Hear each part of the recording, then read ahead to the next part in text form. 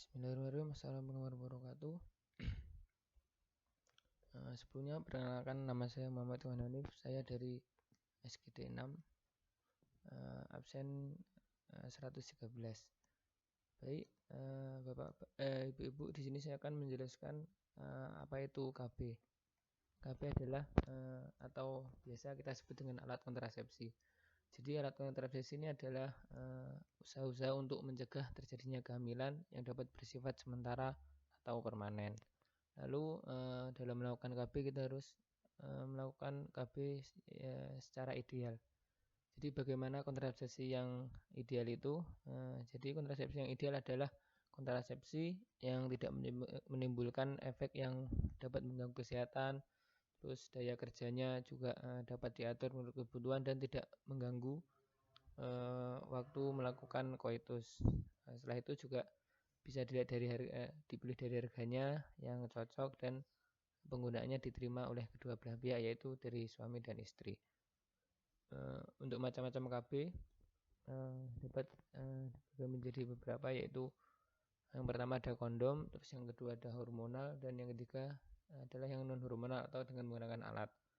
Untuk yang hormonal dapat dibagi lagi menjadi pil KB, setelah itu ada suntik sama susu atau implan. Untuk yang non hormonal atau yang dengan alat itu ada spiral atau UD, terus dengan steril, tubektomi dan vasektomi.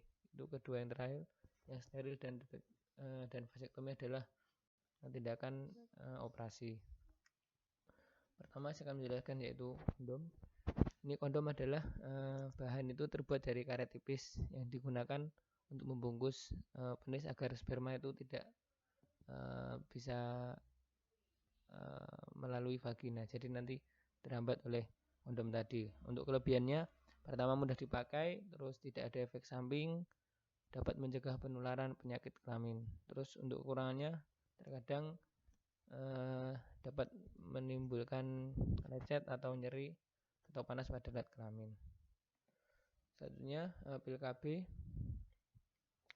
Untuk pil ini nanti diminum sekitar 1 buah per hari. Untuk pil ini ada 2 macam. Pertama untuk ibu yang menyusui dan untuk ibu yang tidak menyusui. Untuk cara pemakaiannya, pil diminum hari ke-5 pada haid atau hari ke-10 setelah melahirkan. Untuk kelebihannya ini adalah tidak mengganggu kesuburan dan hubungan seksual. Selanjutnya untuk suntikan juga terdapat 2 macam. Yang pertama adalah tiap 1 bulan dan yang kedua adalah tiap 3 bulan. Yang tiap 1 bulan itu nanti dapat mempengaruhi produksi ASI, terus haid teratur tiap bulan.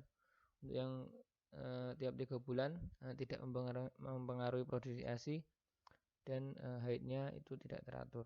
Untuk cara pemakaiannya pada hari ke-5 haid atau hari ke-40 setelah melahirkan. Ini juga suntikan itu tidak mengganggu kesuburan dan tidak mengganggu untuk hubungan seksual.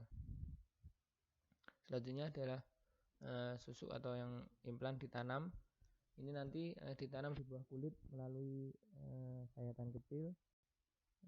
Terus ini juga cara pemakaiannya nanti dipasang hari ke-1 sampai 7 masa haid dan 40 hari setelah melahirkan. Untuk kelebihannya ini juga tidak mengganggu kesuburan dan tidak mengganggu untuk hubungan seksual. Setelah itu ada IUD atau spiral. Ini alat ini dapat mencegah kehamilan 3 sampai 10 tahun tergantung jenisnya. Untuk cara pemakaiannya, jadi nanti spiral atau IUD tadi dipasang atau ditanam di rahim pada saat haid atau saat akhir haid atau setelah melahirkan. Untuk kelebihannya ini juga tidak mengganggu kesuburan dan hubungan seksual.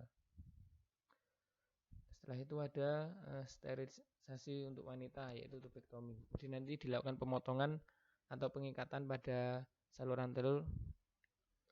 Kelebihannya tidak mengganggu yang senggama untuk aktivitas seksual. Ini juga, tapi terdapat beberapa syarat. Untuk syarat yang pertama adalah untuk anak-anak paling sedikit 2 dan minimal berusia 5 tahun. Untuk anak-anak paling sedikit 2 orang dan minimal berusia 5 tahun. Setelah itu untuk usia ibu jumlah anak sama dengan 100. Terus untuk yang vasektomi Ini untuk pria, vasektomi itu nanti dilakukan pemotongan atau pengikatan saluran maninya. Untuk syaratnya anak paling sedikit 2 orang dan minimal berusia 5 tahun. Untuk yang dewasa minimal berusia 30 tahun ke atas. Terus umur istrinya sekitar 20 sampai 45 tahun. Jadi dari yang apa saya jelaskan nanti ibu-ibu atau bapak-bapak nanti bisa memilih mana yang tepat untuk keluarganya. Semoga nanti keluarga yang direncanakan dapat lebih baik dan menjadi keluarga yang bahagia. Baik, apakah ditanyakan bapak-bapak ibu-ibu? Jika tidak ada, saya tutup.